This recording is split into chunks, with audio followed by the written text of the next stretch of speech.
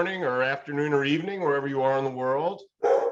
I'm Andrew Metrick, the director of the Yale program on financial stability. And I'm delighted to welcome everybody to our special panel on the Global Financial Stability Report from the IMF. Delighted to have a crack team from the IMF here with us this morning. We have Fabio Nattalucci, Andrea Deghi, and Antonio Garcia Pascual, and they're going to present the 3 chapters of the report to our group, and that should take us about 40 minutes. After their report, we will have about 20 minutes for questions. I encourage everybody to use the Q&A. If you go to the bottom of your Zoom screen, if it doesn't appear right away, just drag your cursor down to the bottom of the screen and you'll see the Q&A function. Please post questions during the Q&A. You can post questions at any time during either the first 40 minutes or while we're asking other questions. But the earlier you post them, the better chance that we'll see how good they are and assign them to somebody to answer early on. So please post those questions early. We will then take questions in the last 20 minutes and have an opportunity to really press these guys on what's important. We have, in addition to the panelists whose pictures you see, we have also on the screen, who are hiding their faces now, a lot of the people who did some of the real work on the project. And so if you ask any particularly hard questions, it could be that our panelists send them off to some of those folks. Okay, well, without further ado, let's share the screen with the presentation. And I'm going to turn it over to Fabio. Fabio, take it away. Thank you, Andrew, and thanks very much for the opportunity to discuss and present our work here at Yale. It's really a pleasure. Let me give you like a 30-second summary of the report. Right, this has been a particularly tough report. When we started working early in the year, I think it was centered around macro themes, which back then was advanced economies, central banks starting to normalize, some of them already ahead, like Bank of England. Fed had just pivoted toward more hawkish stance, and then inflation, whether the central bank could manage that. Then the war and the Russian invasion of Ukraine came, and we had to refocus the report to focus on war, which is a different type of financial stability exercise, which there was no obvious immediate template. So we started thinking about possible transmission channel of this shock. There was obviously a different shock than a COVID shock. And so we look at different possible channel, like exposure of banks and non-bank financials to Russia and Ukraine, both direct and indirect. We look at commodities market as an important driver of the shock waves through the financial system, not so much the import-export side, but more the financing side, right? So the collateralized financing of shipment of commodities, and more importantly, the derivatives markets. And I'll spend a few words on that. That was something new, we didn't know much, so we have to learn by doing effectively. And then other possible transmission, obviously the impact, the inflationary pressure, so another layer of inflationary pressure that was making the trade-off faced by central bank more punitive, right? Potentially less growth and more inflation. So inflationary pressure on top of already elevated inflationary pressure. The impact on emerging markets. Look at crypto briefly, whether that would become a way to circumvent sanction, but also thinking some more medium-term issues like, I don't know, what's going to be the role of the dollars in the future? Once you freeze central bank assets, what's going to imply for the dollars as a world currency, for asset allocations, risk of fragmentation of capital markets and payment system, the trade-off between energy security and climate transition. So then somehow markets convinced themselves that the impact of the war was not that bad and gave markets focus, turned back into a macro theme. So this is what, in some sense, how I structure the chapter 1 now, walking you through the channel of the war, but focusing primarily on the shock, the inflationary pressure, and what it means for central banks, particularly in advanced economies. So next slide, please.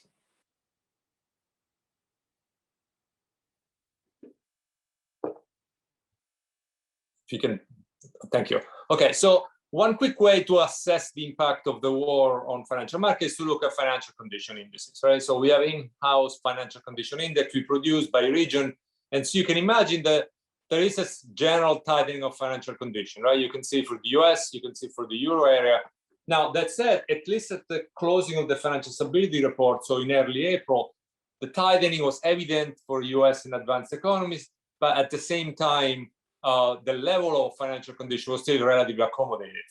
And you can see from the green and the green lines here. Now, the tightening have been more pronounced, obviously, for Central and Eastern and Southern Europe, so emerging markets close in terms of proximity to the war. Now, I suspect if we run this financial condition now, probably they will be tighter, and particularly for the US and Europe, we would not below the zero line. So it would not be accommodated, but would be tighter. You've seen a significant decline in risk assets. So, for example, equity prices in the US have done 16% year to date and 14% in Europe, about 18% for emerging markets. We also see a significant widening in spreads, particularly high yield, almost 150 basis points in the US and more than 200 for Europe. So those, if you update it now, effectively, you would see a much more pronounced tightening. Now, in our framework, what we do then, we map this financial condition, whether these are amplified by vulnerabilities, and produce what we call growth risk. So the distribution of world GDP for 2022. Now, what I want to compare here is the distribution we had in October of last year, which is the solid black line, and the distribution that we had as of April 2022. Again, those are distribution, the distribution of world GDP for year-end 2022. And there was a center on the World Economic Outlook, so the IMF official forecast, or point estimate. That's the mode of the distribution. So one observation is the distribution, the red distribution has moved to the left, right? This simply reflects the downward revision of 0.8 percentage points in the WEO forecast for the world economy. But also the distribution has become, in some sense, wider, right? There's more uncertainty about the outlook. And the tail of the distribution, which is what we call growth risk or financial stability risk, so you can see has moved to the left too, the left tail. And so, for example, there is a probability of world GDP being 0 or less of about 8% now when we close the report. Last point is compared to the unconditional density. So think of that as some historical distribution. You can see how the mode is not that different, but the shape is very different. There's much more uncertainty and much more downside risk. Next slide, please. Now, as I mentioned, one of the shock waves that propagated to the financial system came from commodities markets, right? So at this point, I think people are familiar with the increase in commodity prices among agricultural products like wheat, for example, oil and gas, as well as a number of metal and minerals. And this price, the increase of the commodity volatility can be summarized by the Bloomberg index, which is the one in the middle, that looks at like weekly change in terms of percentage change of commodity price index that Bloomberg has. That is the largest moves essentially since the 60s for that week. Now, the reason why we focus on commodities markets is because not only from a inflationary pressure from a macro standpoint, but also from a financial market side, right? So the derivatives market in particular, it's a very concentrated market. There are very few large global banks that are on one side of these derivatives trades, and then there's a small number of energy trading firms that are on the other side. And those energy trading firms, a lot of them are unregulated, are private, and they rely on dealer banks both for derivatives, but also for financing of physical shipments, for example. So think of that as collateralized lending, as well as for leverage. And so what I'm showing here is the price of debt, public debt issued by some of these names. So Gunvor, Trafigura, Glencore. And so you can see some of them have suffered some drop, at least since the beginning of the war, reflecting possible liquidity risk as well as funding risk for this firm. The reason why this is an important market, beyond, again, the macro story of the inflationary pressure, is because they have impact banks. The LME and nickel market is a good example in London, and also because they sort of like impact the risk appetite of banks. So we have seen some increase in counterparty risk that's translated into some funding in short-term money markets, as well as cross-currency basis market. So this has been an important driver of risk-off and counterparty credit risk. And I think there is much more that we need to learn about this market. A lot of this often it's OTC, so it's not centrally clear. There's no very data, and the visibility is relatively limited on these firms. Next slide, please. Now, apart from the financing side of commodities market, there is also, more, as I said, more broadly the inflationary pressure. Right? So shown here is the change in 10 or long-term rates across advanced economies. Right? So you can see in the US, for example, we have since the beginning of the year an increase in US yields that it's almost 140 basis points. And then we look at this across advanced economies. I think one important factor is decomposing this in real rates. So the extent essentially of policy tightening vis-a-vis inflation changing in break-even. So market-based measure of inflation expectations. Now, important points for the US and Canada and Australia, most of the increase in long-term rates has been through real rates, right? Again, this is a tightening of monetary policy. We have seen the Fed pivoting, Canada, Australia, they all moved into tighter stance on monetary policy. Interestingly, for Europe and Japan, most of the increase has been about inflation break-even. Again, so market measure of inflation expectation. While the UK kind of sits in the middle, and it's a mix between real rates and inflation break-even. Now, the inflation break-even, you can break this in the first 5 years. So that if you want the medium-term change in inflation break-even, and then the 5-year to 5-year. So the 5-year forward piece, which is should be more anchored to the target of central banks. So as you can see, there's been a significant increase in front-end break-even, both for the US and the euro area, and that in some sense is linked to increase in oil prices, if you want, or commodity prices more broadly, to relatively high level, around 3.5 and 4. But also we have seen an increase in the 5-year forward inflation break-evens. And that's an important point because I think the major risk from a central bank standpoint is that the wage price, the increase in wages get entrenched into the inflation dynamics, and that leads potentially to a de-anchor inflation expectation from long-term target. That to me is the biggest threat the central banks are facing now in terms of their credibility. Next slide, please. Now, another way to look at this is to decompose the inflation break-even into the expected inflation, which is more a true measure of market-based inflation expectation, and inflation risk premium, which is related to the inflation uncertainty. Now, if you look at the US, I would say 2/3 of the increase in the 5-year inflation break-even is about expected inflation. So market expectation of higher inflation, some of it is linked to inflation uncertainty. And very little of that it's moving at the long end. Larger move for the euro area, so higher percentage move, if you want 90 basis points, 80 basis points, the 5-year and 50 basis points the long end. But importantly, a big chunk of the move in Europe is also driven by inflation risk premium. So uncertainty about the inflation outlook there. Next slide. Now, all that has driven a significant reassessment of monetary policy, right? So we can see if you compare the red line, which is the latest observation for the expected policy path, both between Fed, ECB, BOE, Bank of Japan, they all have moved higher compared to the beginning of the year, the green line, as well as pre-invasion. Now, of course, we need to look at levels. When we look at Fed and BOE, the chart on the y-axis is 3%. The level is lower for the ECB and even much lower for the Bank of Japan. So even for the Bank of Japan, we're only talking about 40 basis points. But that said, it is a broad, widespread trend, if you want, that has been a significant increase in the expected path. And interestingly, for the Fed, ECB, and Bank of England, market seems to be pricing some cut in policy path end of 23, early 24. Next slide.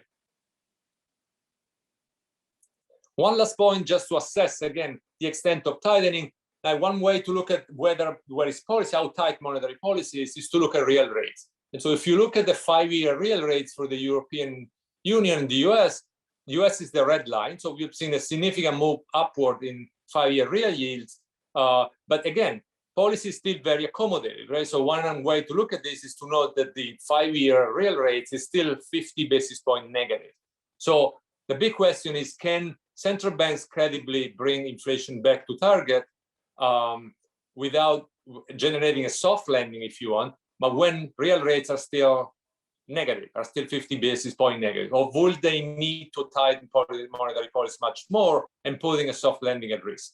Now, of course, for the euro area, real rates are even more 300 basis points at the 5-year tenor. One last observation on rates. If you look at the European Union, at the Eurozone area, one reason why the 5-year hasn't moved much is that we have seen an increase in the expected real rate but also decline in real term premium. And that's kind of offset at the 5-year term, the move in real rate. Next slide. Now, those pressures also materialize in emerging markets. What we're showing here from on the left is for a number of countries, is the deviation from the upper bound of inflation. You can see we are significantly above target as of Q2 2022, although market seems to expecting, at least gradually, moving toward the end of the year, a decline of inflation, so a move toward the gap, right? So the question, this is a question both for advanced economies and emerging markets, is not so much, in my view, whether inflation has peaked or not, but how long will it take for inflation to come back to target, right? And so will it be something that is going to be 1 year, 2 years, or longer than that? Because that's important bearing for how tight policy will have to be and whether negative or close to zero real rates can achieve that. Similar pattern in terms of market implied policy rate. All of them have moved higher across jurisdictions. An important point here is the distinction across geographical areas, though. We have seen monetary policy has been already tightened last year. So if you look at the green line, the year 2021, you can see for LATAM and for Eastern Europe, rates were already higher than, for example, for Asia. And so the market seems to be pricing a possible decline of policy over the next few years, while for Asia, they continue to expect monetary policies to increase over time. That reflects, I think, 2 points, right, for Asia. One is that the outlook for inflation is much more benign. At the same time, there's a risk of slowdown in China that may have policy implication for outlook growth for emerging Asia. Next slide, please. Another way to look at emerging markets is to look at issuance and pricing. So there's been the number of emerging markets with yield or spread in the distressed territory, so greater than 1,000 basis points, has increased significantly. That's the chart on the left, and we are back to the levels that we've seen during COVID. I also seen a significant slowdown in hard currency issuance across countries this year, and significant declining investor appetite for local currency bonds, leading to notable outflows brought from equities and local currency bond. Next slide. A couple of slides on exposure. I mentioned exposure, foreign banks exposure to the Russian and Ukraine assets. It's about 120 billion plus total. So in aggregate, it's clearly a manageable number. Even when you look allocation across country, we're talking about $25, $30 billion for countries like France, Italy, the US. So those are relatively small number compared to the size of banking assets in this country. One question is though, but not in aggregate, are these numbers sizable at the individual level? So when you start looking by bank and you think about possibility of having to move away from Russia, there's a lot of press coverage of quitting business in Russia. So if we think about a lot of these are subsidiaries in Russia, so they could close business essentially and go away. If you do that exercise, then the loss of equity would account to about 20 basis points on average, with differentiation across countries, that the dark blue line in the middle. If we think about also cutting cross-border exposure, then the average number is about 80 basis points of capital. Again, differentiation across countries, much larger for other, but on aggregates, clearly manageable numbers. And then lastly, for banks, we look at indirect exposure, one of them being FX swaps and outright forwards. That's what it shows here to the left. And the exposure of foreign bank dealers, of Russian banks to foreign dealers, is about 70 billion. So not a significantly large number considering the size of the outstanding for these markets. Next slide. Briefly, looking at investment funds exposure, both at bond fund allocation to Russia, the one to the left, as well as equity fund exposure to Russia. If you look at emerging market dedicated bond and equity funds, it's about between 4 and 5% of asset under management. Again, quite manageable at the aggregate level. And then if you look at global bond and global equity funds, we're talking about numbers that don't even reach 1 percentage point of asset under management. Now, that doesn't mean that some individual firms may take losses, but at the aggregate level, those are relatively small numbers. Next slide. Then finally, last slide, I mentioned one of the medium-term issues is this trade-off between energy security and climate transition. Clearly, Europe reliance of Russia in a number of commodities very large. Pressure on European countries, think about Italy, Germany, for example, to reduce exposure of gas and oil from Russia. There's been an underperformance of renewable energy indices this year, I think part reflecting possible increasing costs of this, among others. So if you think about that, there may be some setback in the short term, right? Thinking about the energy transition. One is because price of commodities are higher. One is because the commodities, the supply of mineral and metals needed for renewables investment may be located in a part of the globe that it's on the other side of the geopolitical line. And also because there might be an incentive in the short term to go back to coal production for energy, for example, for electricity. But the point is, in the medium term, we still need to get that climate transition to tackle climate change. And the size of the investment in terms of renewable energy capacity, it's still not where it should be. And so there will be a push toward more investment in renewables. So another way to think of energy security, not to think necessarily as a trade-off as in the short term, but as an impetus to put more effort into the climate transition, because only energy security in some sense you can reach only energy security to a full transition toward renewables and less dependency on oil and gas. And I'll stop here and we can move to the next chapter. Thank you, Fabio. I will move then to the second chapter, the sovereign bank nexus on emerging markets. So here, just as a premise, the COVID-19 pandemic crisis, as a motivation, has brought to the fore the relationship between sovereign and banks in emerging market economies. So the premise is that the nexus has not only intensified in emerging markets, but has also become more complex, in particular as interdependency between the sovereign, banking, as well as corporate sectors have in general deepened. EM governments indeed provided unprecedented monetary and fiscal policy support to cushion the pandemic shock. As a result of this, however, the conditions in the corporate sector have become much more dependent also on the continuation of such measures, especially in those countries where the recovery has not yet fully materialized. So this in turn has implications both for the sovereign and banking sectors. So given the elevated fiscal vulnerabilities in EMs, a main goal of the chapter is then to analyze what is the strength of the nexus for emerging markets and identify which are the key channels of risk transmission, as I will discuss shortly. So first, some of the key facts. So the big picture trend is that public debt has increased across the board, and in emerging markets surge in particular to an all-time high. This is shown in the first graph on the left. Importantly, it is also that emerging markets domestic banks are the ones that are stepping up to finance this growth in public debt, as financing by foreign investors in general continue instead of decline. So taken together, EM banks' exposure to government debt have increased significantly to a record high of about 15% of bank assets in 2020, as you can see from the last panel. At the current juncture, there is also an elevated risk for an adverse shock in emerging markets. So after an initial wave of downgrades in the COVID-19 sell-off, so negative credit outlook for EMs picked up again on the back of concerns about external financing dynamics and the sharp rise also in advanced economies treasury yields. So CDS spreads also remain in general elevated relative to the pandemic period, especially for the low-rated countries, as you can see in the panel on the right. In this regard, it is also worth noting that an adverse shock could be amplified by the negative nexus. So in the first panel, we show that countries with higher public debt are also those with higher exposure of domestic banks to sovereign debt.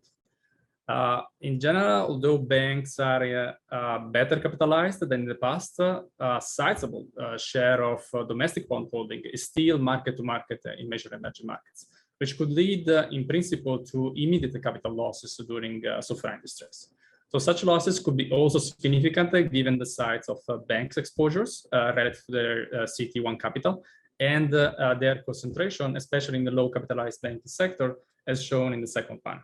So taken all together, an adverse shock such as a significant tightening in global financial conditions could raise borrowing costs for emerging markets and potentially trigger an adverse feedback loop through various channels.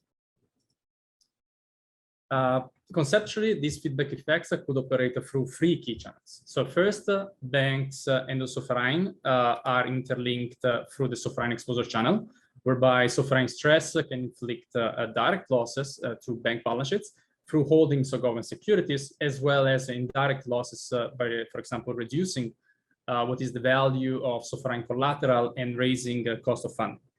The sovereign exposure channel can also work in reverse in principle, as banks may affect demand and liquidity conditions in sovereign bond markets. A second key channel between sovereign and banks is then the safety net channels, whereby banks benefit from guarantees of the sovereign, which places in general a heavy burden on fiscal accounts when banks face an adverse shock. Finally, corporates also play a role for the macroeconomic channel. So the intuition here is that sovereign financial stress could hurt the real sector for spurring, for example, downgrades, increasing economy-wide funding costs, and reducing the fiscal support measures.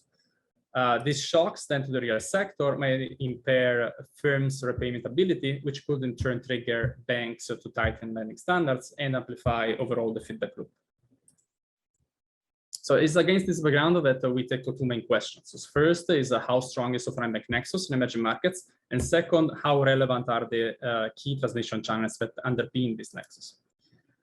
First, regarding the strength of the nexus.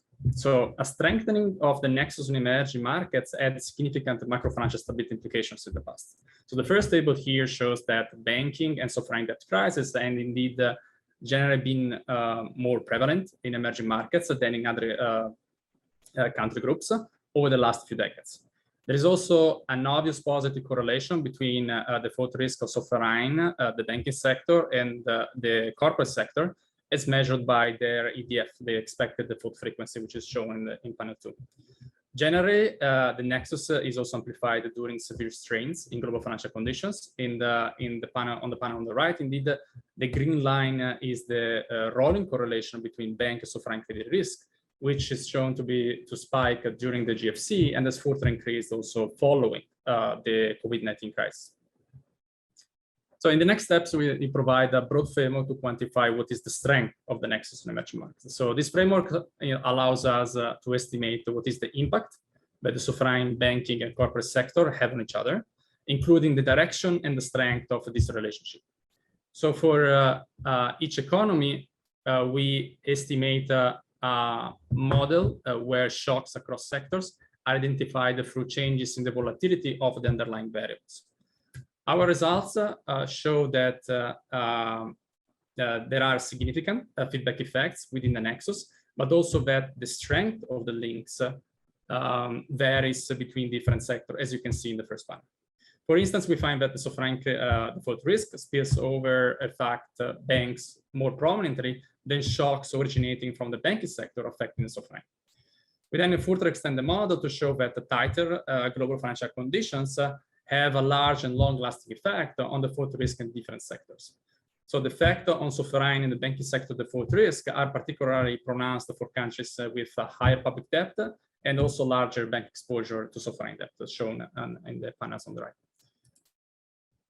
Now, next, we examine each transmission channel. So using bank level data, we first assess how sovereign distress can transmit directly through their exposure to sovereign bonds. So overall, we find that during sovereign distress episodes, domestic banks with an ex-ante higher exposure to government debt suffer larger increases in their expected default frequency, cuts in equity, and reduce lending to the private sector by more. So quantitatively, in the event of sovereign distress, banks with 10 percentage point higher ratio of government debt holdings to total bank assets face an expected default frequency that is on average 0.25 percentage points higher than the average bank. Notably, this effect is also almost 2 times larger for banks with relatively less capital and for more severe sovereign distress, as identified by higher CDS thresholds in the first panel. Sovereign distress from explicit default and high sovereign CDS premia also curtail bank capital and lending, as shown in the second panel. So the reduction in equity and lending is again more pronounced for less capitalized banks, which is consistent with losses from sovereign debt tightening the bank's capital constraint. In the second set of exercises, we then evaluate what are the implications of the safety net channel. So to assess the transmission of shocks through this channel, the analysis in particular relies on what are bank level estimates of government support defined as support rating floors and developed by the Fitch rating agency. So based on this metric, what we find is that in a few major emerging markets, government implicit guarantees to the banking sector have been elevated since the GFC and further increased in the recent years, as shown in the panel 1. In contrast, government support decreased in advanced economies, which may reflect that too big to fail policies were already in place early. Now, what is the effect of implicit guarantees on the banking sector? So in principle, implicit guarantees could mitigate banking sector risk during market turbulence. Well, when we analyze the bank's abnormal stock returns around sovereign distress episodes, we indeed find that banks with higher government support rating, which proxies for the safety net strength, have a 6.4 percentage point higher cumulative return in the first 3 months after the sovereign distress. However, this effect turns negative 6 months after the shock, which suggests that the weakened sovereign strength eventually hurts the credibility of the implicit guarantee. So this is evident from the graph on the right, which shows that banks' abnormal stock returns following sovereign distress, the red and the yellow lines, against the average bank performance in normal periods, the blue line. And furthermore, the negative effect on banks' performance is more severe if the economy enters the distress event with a higher public debt burden. Finally, we analyze the implication of the macroeconomic channel. So here we focus on defining the direct transmission from the sovereign to non-financial corporate sector.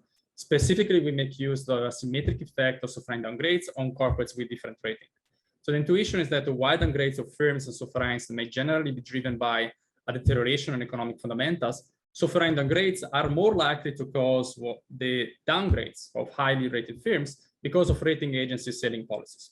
So such policies require in general that firms to remain at or below what is the sovereign rating of their country of domicile. So we define these firms as the ceiling at the ceiling as bound firms. So our strategy is then to isolate what is the direct effect of sovereign downgrades by comparing the performance of bound firms with that of non-bound firms. What we find is that ratings of bound firms are indeed more affected by sovereign downgrades, as you can see in the first panel. And in addition, despite there is an overall drop in firm funding and investment of about 10% after a sovereign downgrade, bound firms experience even larger declines than their peers, which is consistent with tighter funding constraints for firms due to the direct effect of downgrades. So the 4 EMs face complex policy trade-offs at the current conjunctures, and our key policy recommendations include, on the fiscal front, countries facing limited fiscal space and borrowing constraint should focus on targeted and more efficient spending, as well as strengthening medium-term fiscal frameworks to ensure debt sustainability. After then the recovery takes hold, the policy response should then aim at ensuring resilience through increased loss absorbing capacity and providing disincentives against the excessive concentration of risk. Of course, such measures should be considered only after economic recovery has taken hold and pandemic-related financial sector support measures have been normalized. I will stop here and I will pass to the next presenter. Thank you, Andrea. So let me present the third and last chapter of the GFSR. It's one of the thematic chapters in which we focus on the rapid growth of fintech. And we look both at the vulnerabilities and the challenges from a financial stability point of view. All right, so if we move to the next slide, you can see here that the pandemic really has been an accelerator of digital trends in financial services and also for fintech firms. You can see on the left chart the faster growth of fintech lenders and the rapid growth of the crypto ecosystem. And that includes in some areas that could be potentially most disruptive for traditional financial services. And this is the so-called decentralized finance, which we will also cover in the chapter. That's the chart on the right-hand side. So the idea of this chapter basically is that it focuses on how fintech is transforming banking services and what will be the financial stability risks, as well as the opportunities that emerge from this transformation. So next slide, please. We will present first sort of a conceptual framework that will show the type of core banking services where fintechs are either cooperating or competing with traditional banks. And we will illustrate that through a couple of case studies, one on neobanks or so-called digital banks, and the second one on the US mortgage market. All right, so if we move to the next slide, you will see this, the conceptual framework that I was alluding to. It represents the intermediation chain of core banking services, from deposits, which is on the right-hand side, to lending. You have it on the left. And you see 4 boxes, they're numbered from 1 to 4, where we see different modes, or we try to illustrate different modes of entry as they have different implications for stability and policy. The first one, the box number 1, is cooperation, where fintechs provide services to banks. And this is perhaps the least disruptive and is associated generally with more limited risks. The second one, number 2, there is the case of direct competition, which generally happens on specific services where fintechs can be competing with banks on deposits. This is the box 2A on the right-hand side, and also on lending services, which is the box 2B. And here we'll look at the case study of US mortgage origination. The 3 case studies, by the way, are marked in orange boxes. So on the left-hand side, you have the case of US mortgage market we'll be looking at. Now, the third, number 3 box, competition can also be broad-based. And here we look at the case of digital banks, where they compete with traditional banks, both on deposits and on lending. And the last one, is perhaps the most extreme case of decentralized finance, where it tends to, or eventually could shortcut the intermediation change, which will also be covered detailed in the chapter, and that will be the last section. Next slide, please. So let me start with the first case study, digital banks. Basically, digital banks distinguish themselves from traditional banks through digital technologies. And they do that by making banking services available on any device at any time. They also target financially underserved clients, and they play obviously a role in financial inclusion. On the left-hand side chart, you will see the high market value of the leading neobanks in several EMs and advanced economies.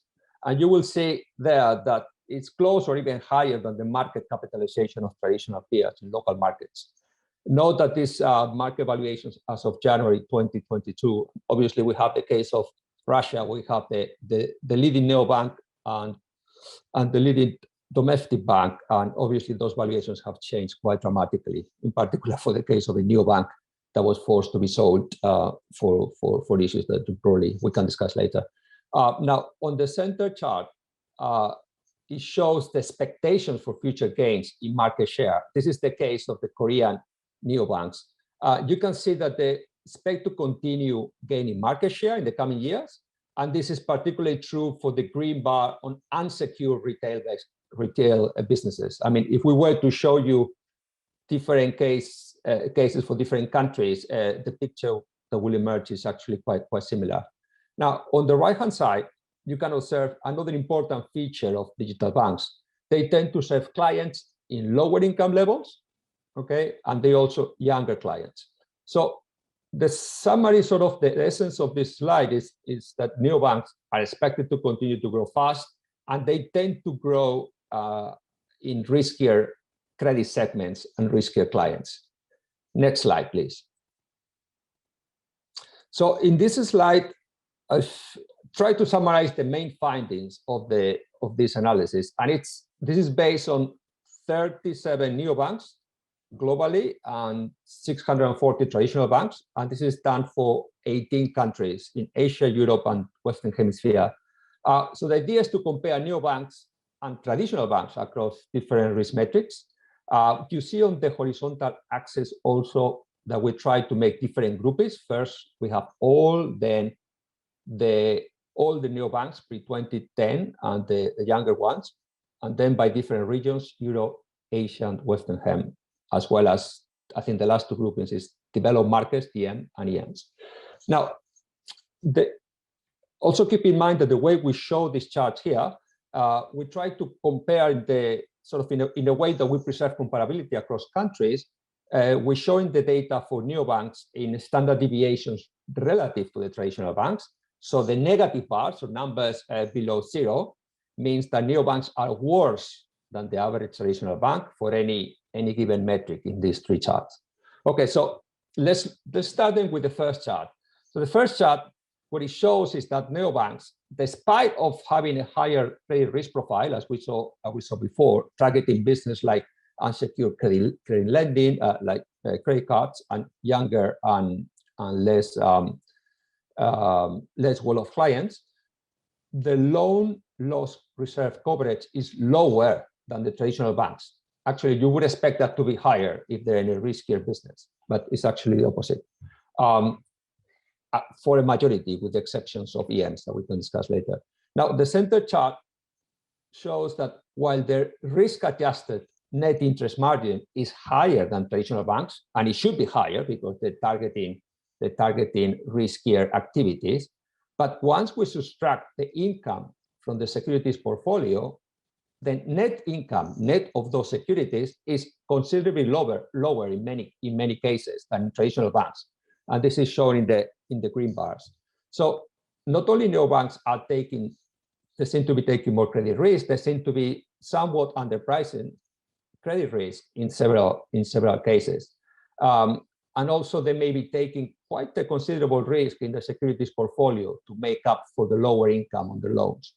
So a bit, underpricing credit risk seems to be an issue, and also taking quite a bit of risk on securities to make up for those lower income from the loans.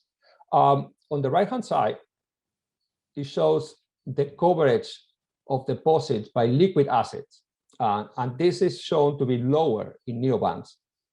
Again, here you should expect to see that perhaps with a younger deposit base and potentially less loyal, the opposite should be the case, that they have a higher coverage of deposits with liquid assets. But for a majority of cases, that is not the case.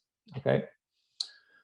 So those are kind of we were a little bit, actually, it was an interesting results across all these metrics when we did this global study. Let's go now to the next slide and the second case study for the fintechs in the US mortgage market origination. Now, there on the left chart, what you see is that it gives us some hints about the business model of the mortgage market fintech. This is for the US market, by the way. You can see how they grow more rapidly during the mortgage credit booms than other entities, and you see it. They're marked with these yellow circles on the spikes. They can grow also very quickly given the scalability, and mainly because they're branchless business model. And this rapid credit growth might also be associated with lower credit quality. And you can see that better on the right-hand side. You see how the fintech firms, and in particular the newer ones are marked in pink. They tend to be more popular among younger borrowers in the 25, 34-year-old. And this means that fintechs tend to have lower income borrowers as well. Okay, let's move to the next slide. And here we did an econometric study where we showing the regression results. This is based basically on essentially all home mortgage applications in the US from 2007 to 2020. It covers over 100 million total mortgage originations. And what we did is we used the competitive pressure from fintechs as the explanatory variable, and we're trying to explain basically the profitability of traditional banks. And what we found is that, which is this green bar on the left-hand side, is that competition has a significantly negative effect on banks' mortgage-related income. But this effect is lower for banks that spend a lot on data processing and IT. So those banks that are more fintech-like are the ones that are perhaps better shielded from the impact on their profitability. And I guess the important takeaway from this is that for the less competitive and less technologically savvy banks, there will be potential downward pressure, and obviously it will have stability implications for the supervision and regulatory entities. Let me now move to the third and last case study, the case of decentralized finance. Obviously, this is really at the frontier of fintech transformation. And look, I guess the essential feature of decentralized finance, for those that are less familiar with with the topic is that obviously is that of decentralization. Financial transactions between depositors and borrowers, or buyers and sellers of crypto assets, happens without intermediation of a bank or a centralized exchange. Basically, what happens is that participants meet in DeFi platforms and that operate in the blockchain. And the financial services provided in these platforms are executed through computer code. Okay, so no intervention of intermediary, and this computer code is often referred to algorithms before as smart contracts. Now, on the left chart here, you can see an example of how DeFi lending works. So first, lenders deposit the crypto assets to an interest. This supplies the liquidity to the platform. Second, the borrowers can obtain loans by posting collateral, which is again crypto denominated, and the loan and collateral happen to be or tend to be stable coins.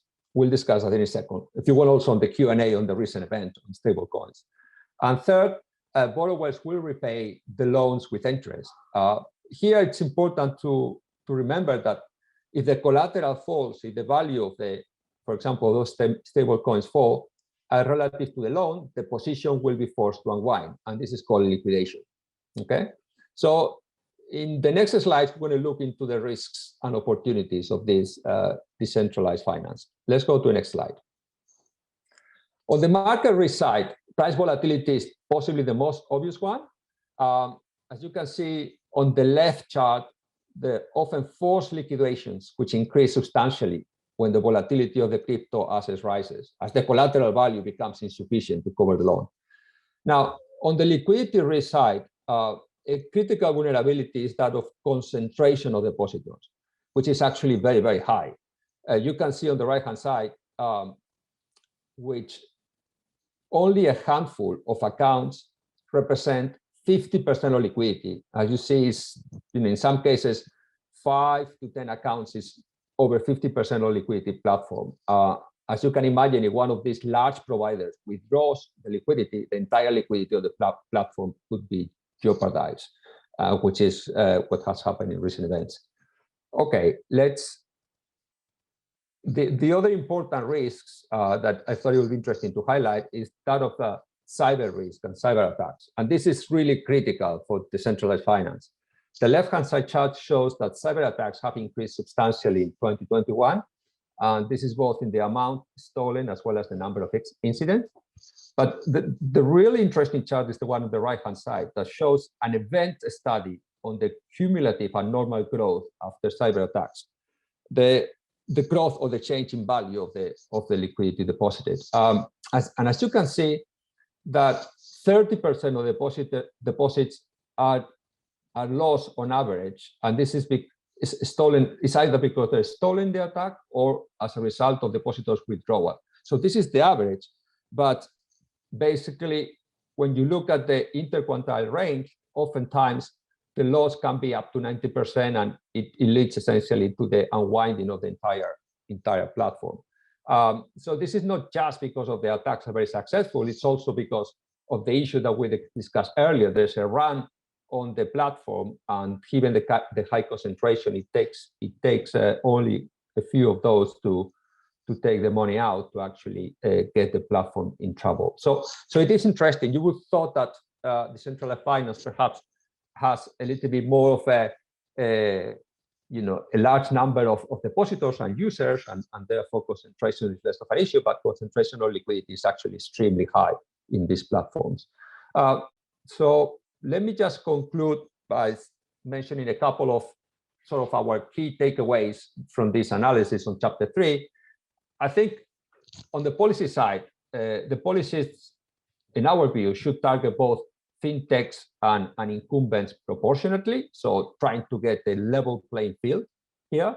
For neobanks, we clearly identified that a more robust risk management requirements on capital and liquidity are necessary. They should be commensurate with the risks, as those tend to be a little bit more light touch regulated. For the incumbents, as we show in the US mortgage case study, it is important that prudential supervision needs to have a greater focus on the health of the less technologically advanced banks. And finally, on the DeFi, obviously, regulation and supervision is complicated because of the lack of a centralized entity responsible for governance, but nonetheless, we think that regulation should start by focusing on the elements of the crypto ecosystem that enable DeFi, such as the stablecoin issuers and centralized exchanges. And the DeFi platform should be subject to more robust governance schemes. And here, we think in terms of industry codes or self-regulatory organizations, and eventually these entities could provide the conduit for future regulatory oversight. So let me pause here and pass it on back to the moderator for the Q&A. Thank you. Thank you, Antonio. And thank you, Fabio and Andrea, for this excellent presentation. I think everybody who is in the audience here who has ever had to prepare one of these reports will have great sympathy and admiration for the fact that the world changed so quickly on you just before a global financial stability report was required. So it's really terrific work, and I don't envy you for all the late nights that you must have had. We have one question from an audience member about the availability of these slides, and I'm going to just let everybody know that we're just checking. We're going to check to see which of these slides might have some copyright issues, but we will post or distribute to all of the participants whatever we can. So we'll do that afterwards.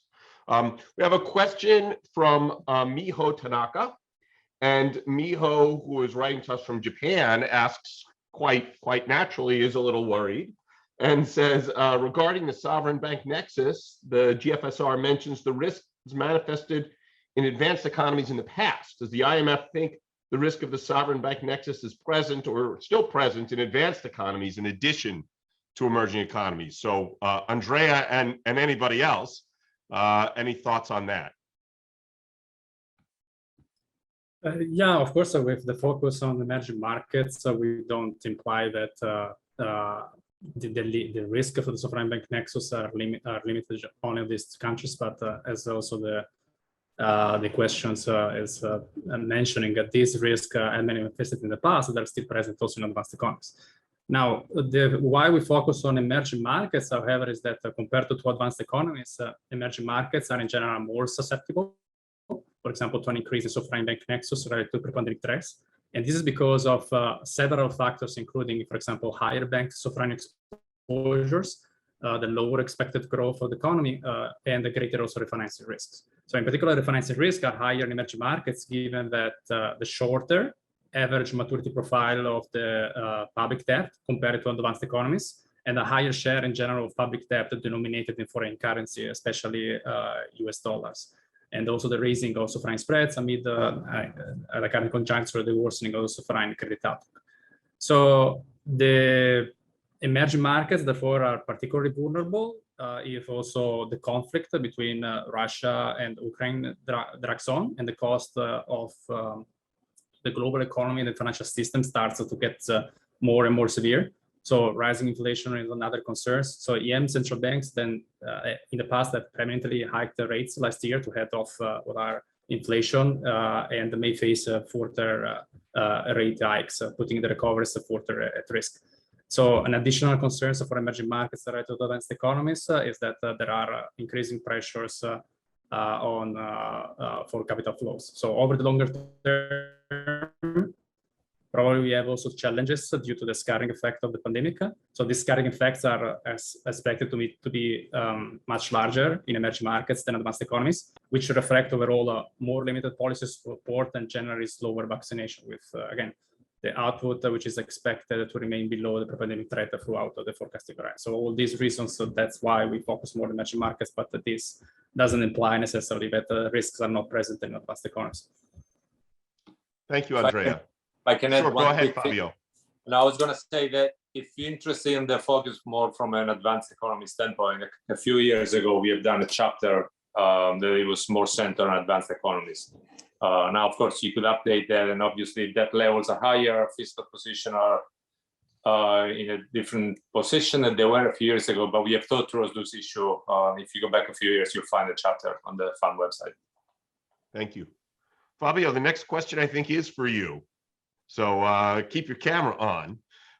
So Adriano Santos asks, what are your thoughts, if any, on the similarities, differences in the macroeconomic environment between the current period and the 1970-80s stagflation era? And to what extent, if at all, is the economic playbook of the 70s and 80s a viable framework to use in navigating what may be ahead? Okay, so there's a number of questions in that question. Maybe start with one point that I think it's important, and it seems to me that it's overlooked a little bit in this discussion this past few months about inflation, right? And that's a similarity, right? So we used to say central banks have been very successful. It's controlling inflation since the late 80s, post-Volcker, particularly. I'm talking about the US now for a second, for simplicity. And comparing the possible, what market is pricing in terms of tightening cycle with what has been done in, I don't know, the tightening, the QT in 2017 or the 2004, 2006. One big difference though is all the way back to the late 80s, a lot of this tightening cycle were driven by essentially expectation of inflation going up, right? So the model internal central bank would tell them that there would be inflationary pressure, and then the central banks would lean actively to prevent essentially those outcomes from materializing. They were not tightening, generally speaking, against really high actual inflation. And I think that's a big difference between now and this episode, and a similarity with the 70s. When the Fed is raising the federal fund rate now and discussing increasing the policy rate down the road, they're actually dealing with actual inflation. That's why I was insisting with those real rates, right? Because if you take policy rate today and you take out you don't even have to go into expecting even the actual policy inflation, you got really, really easy monetary policy, right? Very accommodative financial condition. And to me, that is the big challenge now. Can they manage a soft landing by having policy that is by historical standard relatively accommodative in terms of real rates? In some sense, the difference between now and back then, though, is the central banks have much more credibility than they used to have in the 70s, right? So they can build on existing credibility to try to bring inflation down, and possibly they don't have to hike as much as Paul Volcker had to do back in the 70s. But that's the big discussion in my mind, right? So if you move in too slow, essentially, and inflation continues to rise, the risk is that you rise the federal fund rate, say, by 50 basis points, but inflation continues to go up. So real rates effectively, instead of rising, they actually decline, they ease. That's the big challenge they face. I think, how to do this in a way that doesn't generate a disorderly tightening of financial conditions. We have seen last week when asset price move in a disorderly way can be quite painful, right? And so can they manage essentially bring inflation down toward target in a gradual, orderly way without generating a significant tightening of financial conditions disorderly? You need tightening. You need to slow down demand, at least the demand component of inflationary pressure. You need tighter financial conditions. But can they do it gradually in an orderly way? I think that's the big question that we are facing. Last point, when we have all this discussion about inflation has peaked. Oh, inflation has peaked, and so we'll see next data point next month, and then we look at whether it's peaked and it's coming down. I think it's true, that focus, but somehow it's incomplete. It's not just whether it's peaked or not. How long is going to take to come down, right? How inertial it is, right? If it's peaked and it's coming down by a few basis points a quarter, it's going to take a long time to go back there, right? So if you take the New York Fed forecast, the inflation expectation that came up last week, right? They expect in that survey, inflation is expected to be almost 4% over the next 3 years, at the end of 3 years. That means that Chair Powell would end his term with inflation of 4%.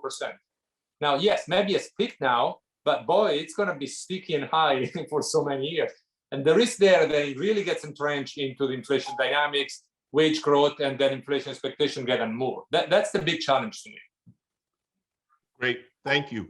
So we're out of time, but I need to ask one more question. So I'm keeping everybody a few minutes over because there are a lot of people, including me, would like to know, and so this is for you, Antonio, what you think of what's going on in stablecoins and how that changes or informs any of the things that you did. Of course, it's nice to have a world changing so fast that everything that you write immediately becomes interesting. So do you have any thoughts on that? And then we'll let you guys go. Sure. You see, it's the stablecoin that got in trouble. They all got, in a way, because of the large volatility. You saw the market risk that we discussed and the liquidations that happen. You also saw the concentration in these DeFi platforms. And it happens to be one of those stable coins, algorithmic ones, the ones that in a way decentralized. So basically the risks that I highlighted apply very much to the case of the Terra USD case. Now, stable coins come in very different forms and shapes, okay? They're not all alike. So this happened to be the one that got in trouble at the value, the peg and eventually went pretty much to zero, is one of the riskiest ones, which are backed by more volatile assets, crypto assets. And I guess the key here is that, from our perspective, what one will need is clearly a more robust prudential requirement for the stable coins. And this will have to be with reserve assets to address the issue of credit and market and also operational risk. So to separate out those stable coins that are more like money market funds and they're used mainly for investment purposes should have requirements like those of the securities, which are overseen by the securities regulator, right? And that would be important. On the other hand, the stable coins that are used for payments, you should have sort of requirements which are like those of the payment services, and those are overseen by the payment authority. And in the case where stable coins become more systemic, they may need sort of requirements which are closer to those of the systemically important banks. So I think it's important to distinguish between them, the type of service they provide, the type of whether they're closer to, again, MMFs or they have to do with payments, and then regulate them accordingly. In a way, it's trying to, I conclude perhaps with this, having this sort of level playing field for the type of instruments and institutions so that the same type of risk principle, same type of regulation. So let me pause here and hand it back to you, Andrew. Thank you, Antonio. And thank you again, Fabio and Andrea, for the excellent report and for the excellent presentation. And hope everybody learned as much from this as I did, and hope you all have a good day. Thanks a lot. Thank you, Andrew. Thanks again. Bye-bye. Thank you. Thank you.